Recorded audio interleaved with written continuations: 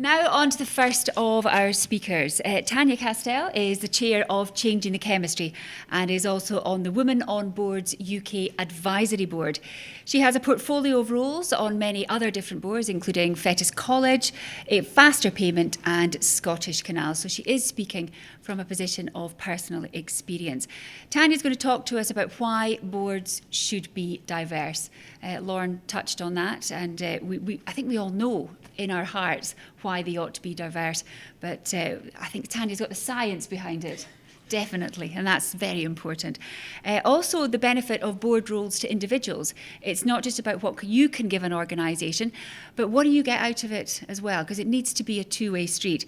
What boards are looking for and what women on boards as an organisation can do to help. So please, very warm welcome, Tanya Castell.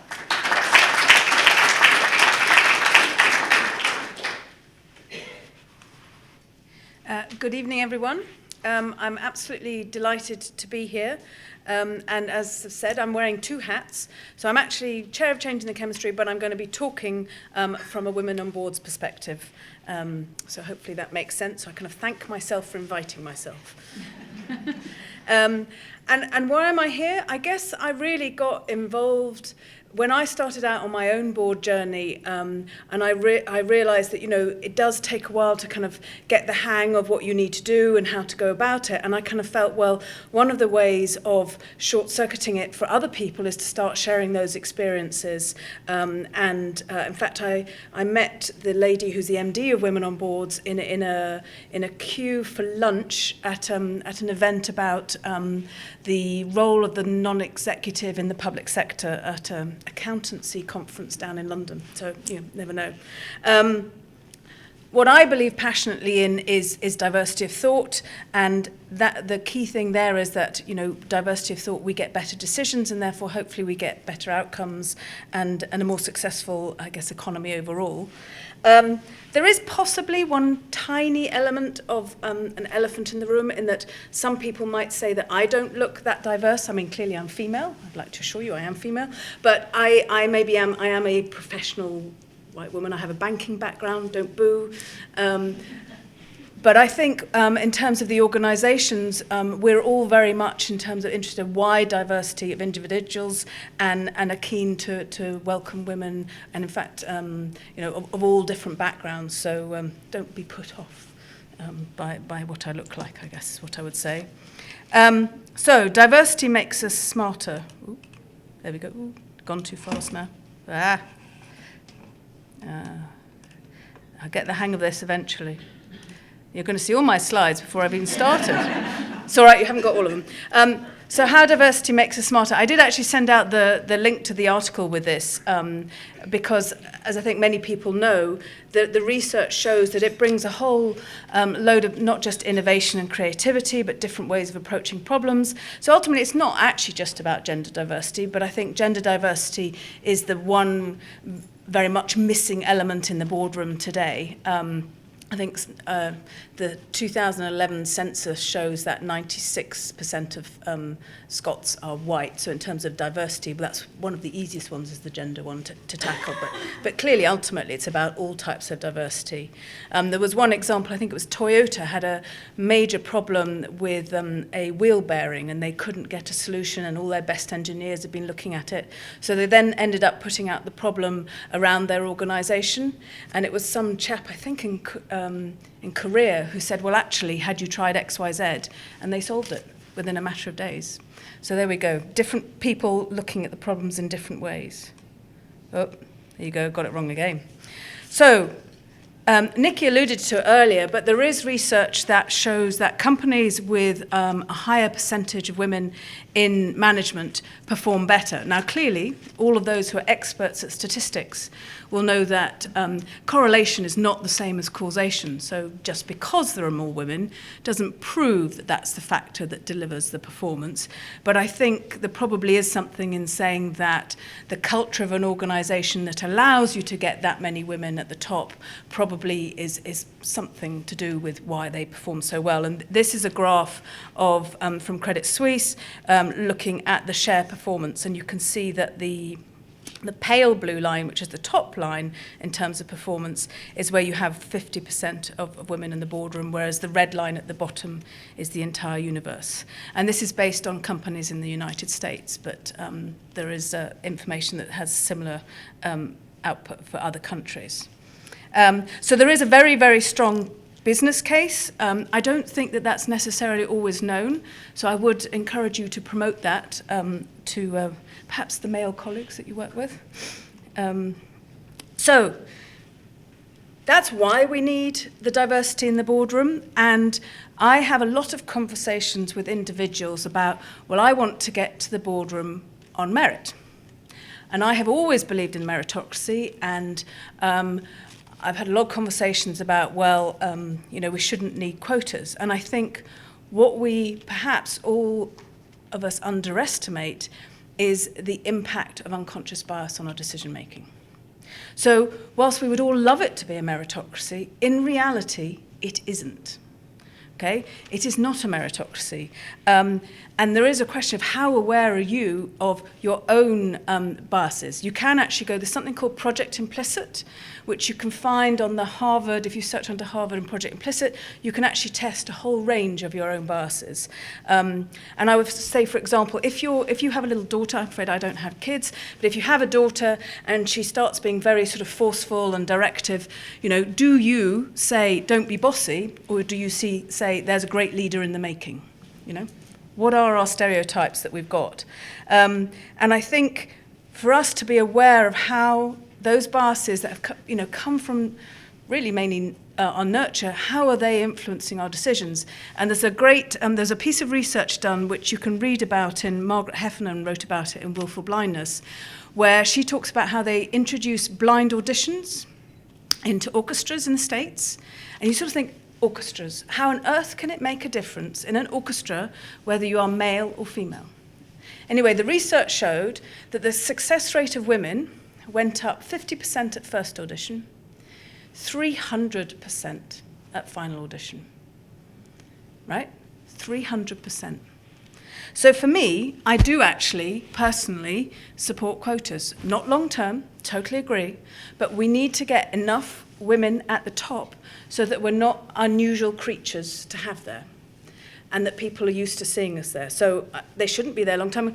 I don't know how many of you know, but Christine Lagarde, who runs the IMF, again, a very strong supporter from her actually experience in a law firm of quotas for exactly the same reason. We need to get there, then you take them away. So, women on boards. Oh dear, doing it again. How can women on boards help? So women on boards, it came from Australia. So they launched, I think it was in the mid-2000s, and it was launched in the UK in 2012. It did actually have a Scottish launch in Edinburgh. And it exists, it's a social enterprise aiming to inform, encourage, and enable individuals from all backgrounds and into boards for all sectors, cross-sectoral. It's about women are in a minority at the moment in the boardroom, and what Women on Boards is trying to do is give you the information you need to be part of the network, to understand what the roles are there and how to get them. So that's what we're trying to achieve. And your part in it is, why should you care? Lots of very talented individuals in the room, and I'm sure that there's a lot you could bring to a board, for those of you who are obviously not on boards. And I think the key thing is to realise that and then think about how to go about doing it. There's quite a lot of people that I come across where you've got ambitious individuals who go onto their first board probably before they're 40. It might not be a major board, it might be a relatively small board, or a small charity, a trade association, or it might be some kind of proxy board experience, an advisory role. But it gives them their first experience of working in that different environment, and it shows a degree of ambition. And then there are other boards, for example, boards dealing with youth issues, who actually are looking for people even younger than that. And so, even the youngest should not rule themselves out of considering a board. And of course, it significantly enhances your CV. So the Women on Boards mission, it's not quite 50-50 by 2020. Women on Boards is looking at 40-40-20. And what that means is 40% of each and then 20% of either. Because ultimately, your board does need to be made up of the right people and the right balance. So that just gives a little bit of flexibility. And Women on Boards wants to support those of you who are looking for board roles in that journey to getting there. Understanding your transferable skills. Right? My background is financial services. I'm on the board of Scottish Canals. What did I know about canals? I have to say absolutely nothing. But and my background's risk management, so again, that's something that I can apply, but in a different way into a different sector, which I have to say is one of the benefits potentially of public sector roles, is that they are looking for transferable skills. What can you apply? Women on Boards wants to increase the transparency of the board recruitment process. So Women on Boards has a lot of vacancies at any one time on its website that you can look at across the UK. And in fact, I encourage you that if you do have a position, Women on Boards will advertise it for free, just if anybody wants them and wants to get the publicity out there. And clearly, Women on Boards is also there to provide information and support and help you along the way and help you market yourself. So 7 reasons why you should be a non-executive director. I want to encourage you all. Go away, think about what you can do if you're not already on a board. A way to engage in your community.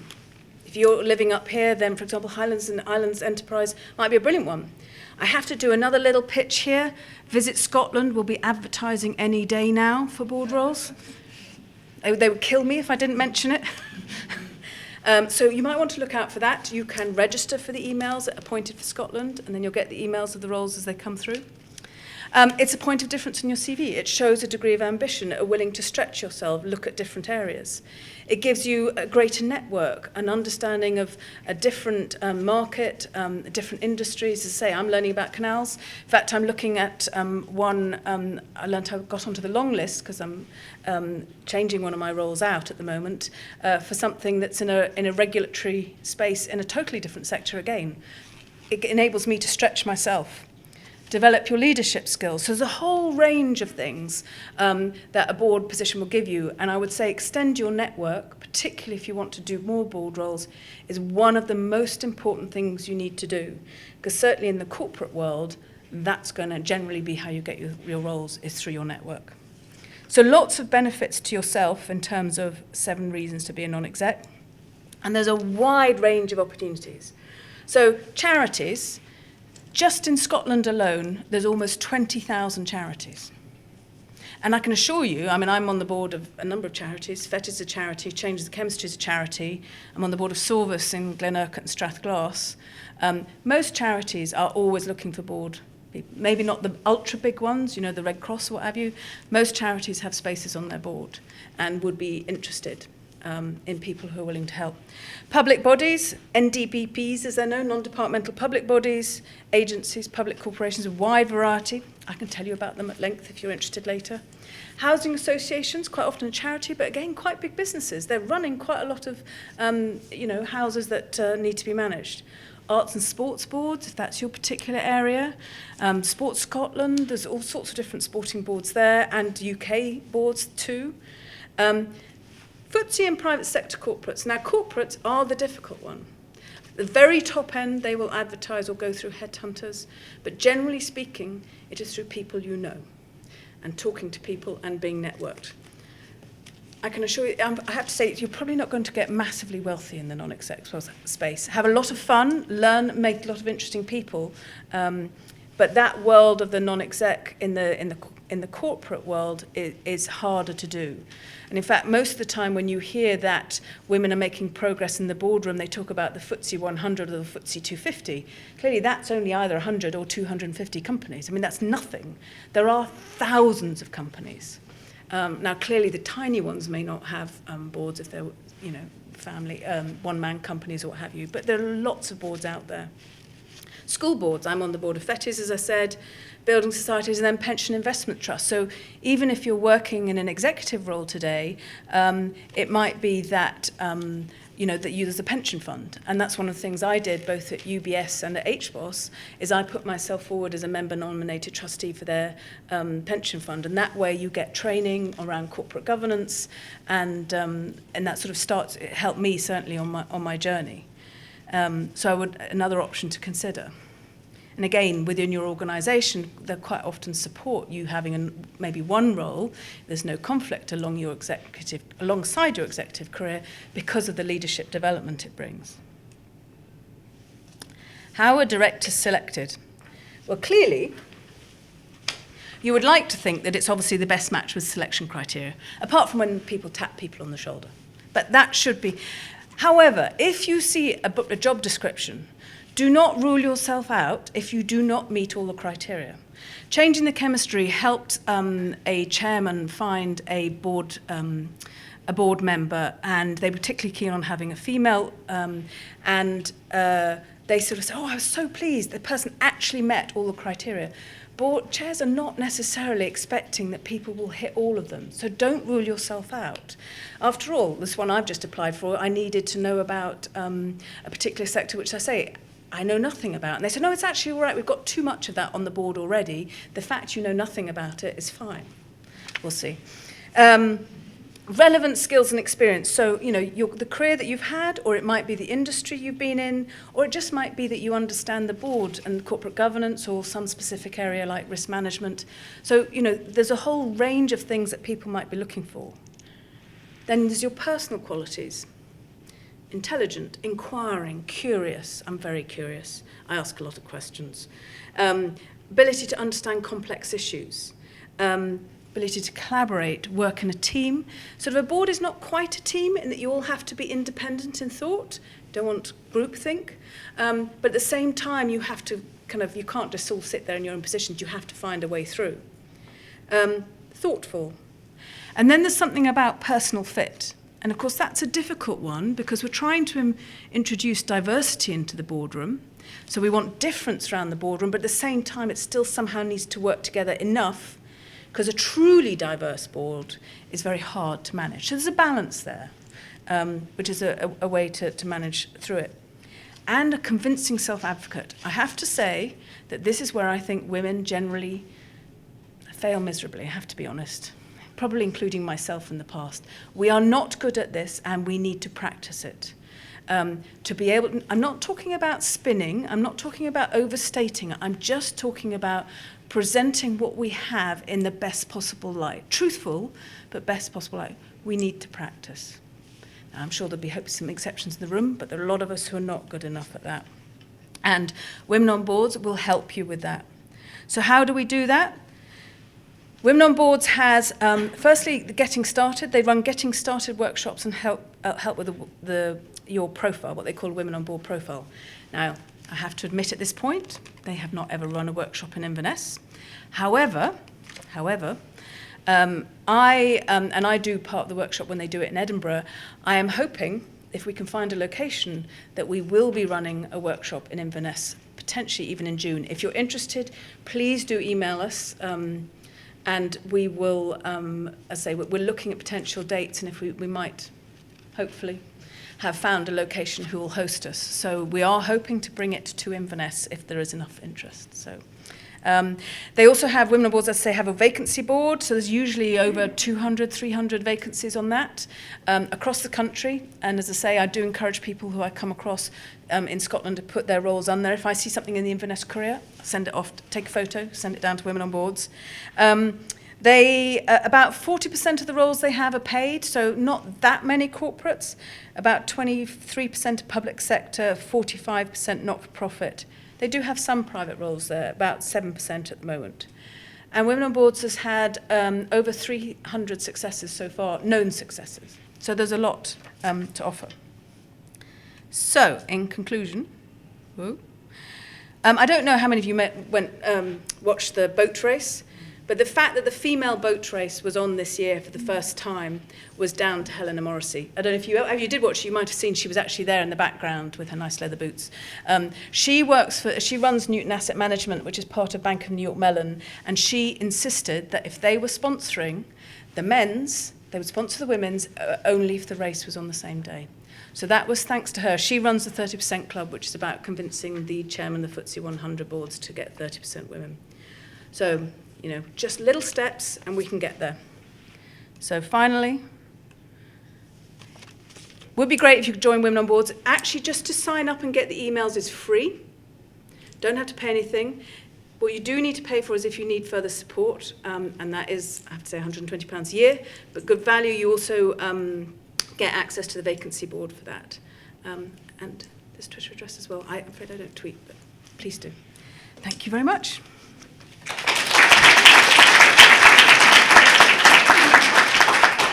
Thank you very much, Tanya.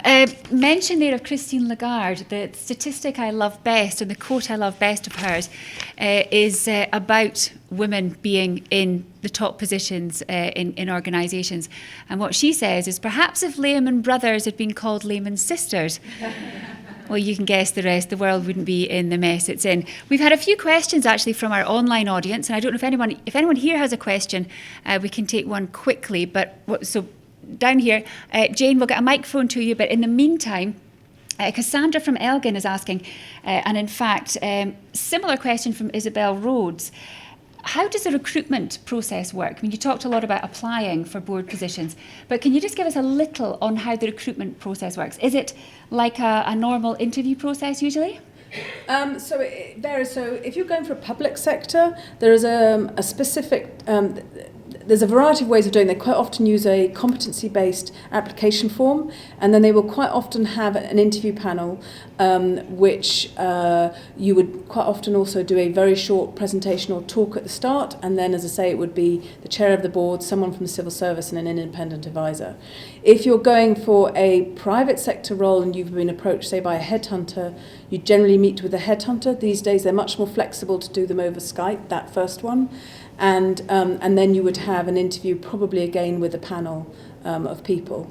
So that would tend to be... Now, if you're going for a smaller board, then it might just be a meeting with the chair. So I can think of one of my other boards where it was just a meeting with the chair. Right, okay. Cassandra and Isabel, I hope that answers your questions. Jane, we've got a question from you. You've just, Will's coming down with the microphone.